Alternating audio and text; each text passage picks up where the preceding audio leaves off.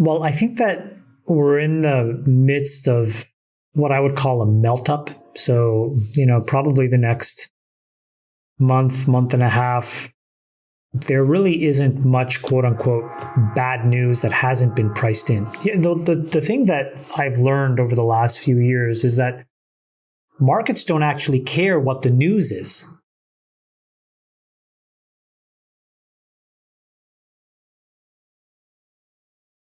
They can process good news and bad news equally well. What they despise is the uncertainty of what the news could be. And so this week was really important because we had two huge buckets of uncertainty taken out of the market. So the one we've already talked about, which is when the market saw that there was a surface area of a deal between Ukraine and Russia that was really constructive, because neither side would have signaled something if both parties were very far apart. So that meant to the markets, we're a few weeks out from something getting done. And then the second thing was Jerome Powell and the Federal Reserve. They finally had their meeting. They raised rates 25 basis points. But even more importantly, they gave you a very prescriptive forecast of what the next year will look like at a minimum, and possibly even 2 years. And once you could have that, you were able to then go and redo all of your expectations. And what people realized was, okay, inflation may actually start to get tamed in the back half of the year. The economy is still quite strong. And we could actually support 2.5% interest rates and still actually grow really well. And so what you've seen in the last 3 or 4 days is a reaction to the loss of uncertainty. And so there really isn't, the only thing, the fly in the ointment could be if the war all of a sudden escalates. Not that it gets dragged on, because at that point, that's also, I think, been priced in. But if something very meaningfully different and Russia, in this case, ratchets up the intensity by going, nuclear or something else, although I think that's a very long tail. I think these are all very, very low probability events. But in the absence of these things, you basically have really constructive dynamics right now for at least the next month and a half, maybe even 2 months. How much of this has to do with retail investors who were YOLO, hodlers, speculators, stimmy checks, getting super active for 2 years and then maybe getting super spooked right now and maybe needing the money to deploy in their lives? Look, the thing to remember, and I hate to be this blunt, but it's true,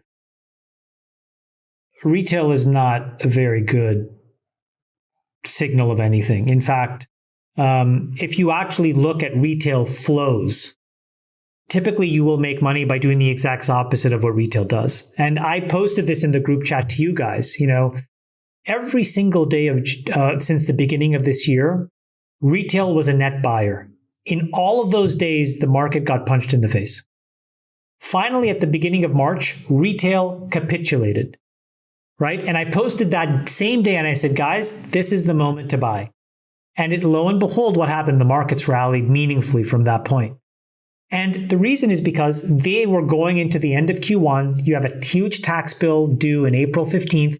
People were starting to just finally give up. They were buying every single day and they finally gave up.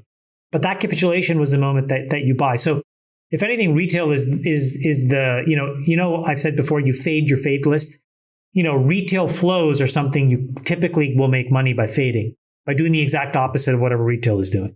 And you just need to have access to that information. If you have access to it, you can kind of, profit from it. So where are we going from here? Probably up. Chamath is right that if that peace deal gets signed, I think the market rallies strongly because, it went up considerably just on hopes that it might be signed.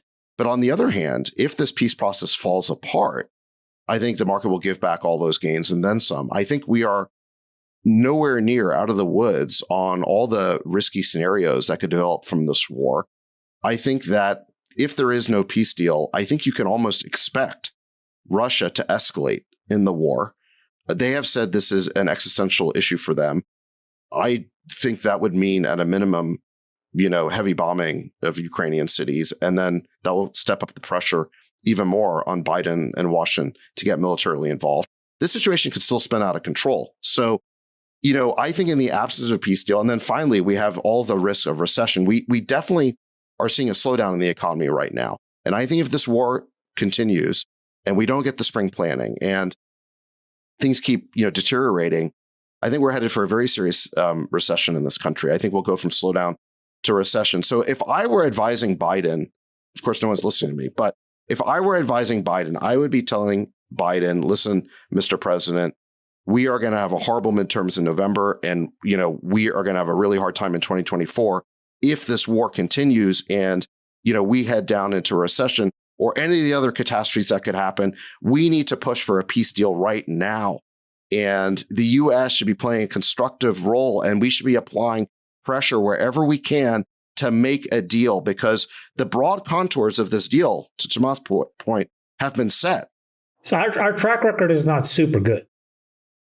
Yeah, no, I mean, I think regime change is like chasing some one-outer or something. If we were a company at some point, we would have been pipped for our ability to do regime change. I don't think it's a great strategy. I'm not necessarily advocating for it, but I'm not saying that. I'm saying whether or not it's a good strategy. I think that we are particularly not good at it. Yeah, we need a performance improvement plan on that front. Well, I think we should just stop trying that. We shouldn't be going for a regime change. This is a good question. You and I had this thing where I said, you and I are in sync that we both want to contain dictators and maybe isolation. And you were like, I'm not into isolation. So I think a definition of what is the strategy for containment going forward post a peace deal with Russia.